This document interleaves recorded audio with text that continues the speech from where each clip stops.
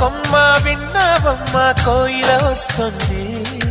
విన్నానమ్మ తీయని వేణువు రమ్మను పిలుపులని. నాటు తుత్తి తుక్కుతాన తాకు తాకుతాన నాటు తుత్తి